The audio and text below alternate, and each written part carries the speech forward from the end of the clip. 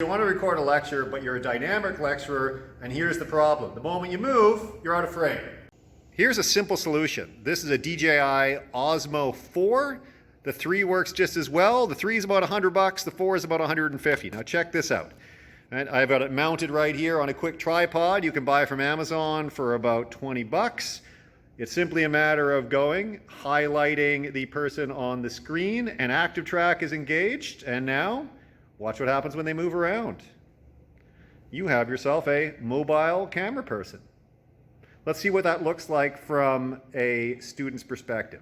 So I'm at the board and I am teaching my students. This isn't really the best classroom to do it because I've got a partition in front of me and everything's a bit awkwardly placed, but I can also move over here and I can reference things that are on my PowerPoint. Right? So here are my things here, and I can show you these strata used to connect. And maybe I even want to go and show you something to this board over here. There's nothing to see, but if there were, we could do that. Bang, bang, bang. I can now record my dynamic classroom to make sure that all students have a chance to take part, even if they need to be absent from school, which in these COVID times is extremely important.